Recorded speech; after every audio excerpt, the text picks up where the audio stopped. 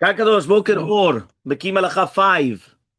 We are on day 68, page 183, Halacha Aleph. We are starting now Siman Lamed Zayin. Yes, right? It's day 68. Okay? Tefilin, right? Gedolah mitzvah tefilin. Tefilin is such a great mitzvah. Shekola manichan, right? Anybody that's going to place tefillin is going to be marich yamim. He's going to be marich yamim. Shneimar, but it says in a pasuk, yeah, Hashem alehem yichyu. Here you guys have, right? Hashem alehem yichyu. What does that mean over there? Hashem alehem yichyu. That you're going to, they will live. So he says, Rava Rava comes and he says, right? This means that somebody that's going to wear the name of Hashem on their bodies, which is the tefillin, they gain the merit to be granted life. So the Gemara comes and he says that there's many going to be wonderful promises to this mitzvah. Rava said that anyone that puts on tefillin wears garments with tzitzit. And he says Sheman Amidah is guaranteed to become a permanent resident of the Olam Haba.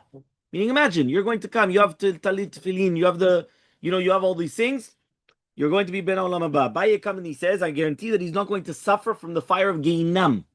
Okay? This is all the merits of tefillin. Rav Papa says, I'm sure that all his sins will be forgiven. So imagine what that means. Mamash, Kaparat Avonot, page 183, 183. Okay, on the bottom. Look in 263 in the footnote where it says the Prisha brought down by the Kaf Chaim Sofer says that Rava's message is that the mitzvah earns not only long life in this world, but also Ba'olam Haba. And the real meaning of longevity is going to be to a minute world to come, Olam Haba, which is going to be Lanetzach, for eternity. Abai added, not only is going to be a place in the world to come, Ba'olam Haba, but also he's going to be spared from Geinam. This is because the mitzvah tefillin protects him, right? It protects him from the sin, so therefore he will not need to be burnt. Yeah, I'm going to save you from burning. Yeah, so he says that Papa added that he likewise attained atonement for all of his previous sins through this mitzvah, and therefore, right, it's going to be a kapara as well. Now it says these promises apply to someone who makes sure to have a clean body when he's going to wear tefillin and carefully treat them, right, with great respect, taking care to avoid, right, whether it's going to be engaging in frivolous conversations while wearing them, which means that he's not going to be speaking in mundane things when he's wearing the tefillin.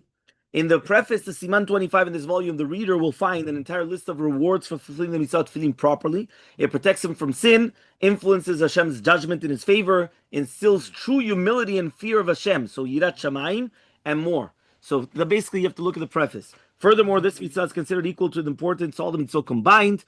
Okay, look at Halacha 2. Okay, what about the status of people who don't wear tefillin? So he says like this, for the very reason the reward of the mitzvah tefillin is so great, so to the sin of fulfilling it is quite severe. Someone is guilty of the sin is labeled as one of those people who are poshei Yisrael begufam, which means whose bodies are iniquitous. For all these reasons, everyone ought to invest great efforts to fulfill this mitzvah every single day. Someone who fails to fulfill this mitzvah, okay, someone who fails to fulfill this mitzvah, he comes and he says as follows, he says, is called the skull in which the tefillin is not placed, right? This is a very famous concept. So besides being poshei Yisrael begufan, it's a karkafta de lo manche tefillin. Okay, so he comes and he says, right, according to the Rif and the Rambam, this refers to someone who never fulfilled the mitzvah even once. So as long as he fulfilled the mitzvah once, he doesn't get this label. However, though, of course, he can expect a severe punishment for every single day that he did not put on the tefillin. According to the Rosh, however, even if someone who wears tefillin but often fails this mitzvah is also included, right, in the same halacha as well. The poskim debated what attitude a person must have in order to be included to the category of one who's one of those of Yisrael and whose bodies, meaning poshei Yisrael, right, poshei Yisrael begufan. According to Rabbi Tam, this applies to someone who considers the mitzvah tefillin silly or old-fashioned, or consider the tefillin to be ugly, right, head ornament. If someone respects the mitzvah, the tefillin, but does not fulfill the mitzvah because he's afraid that he's not capable of thinking pure thoughts, then he's not included in this category. The Bet Yosef, however, contended that anyone who intentionally refrains from doing the mitzvah, for whatever reason, is still considered poshei Yisrael begufan. So obviously, in looking at Akdamat Siman Kafhei, also that we spoke about these things, right, at length. So obviously, we're talking about that a person has to be very, very careful in this mitzvah of putting on tefillin.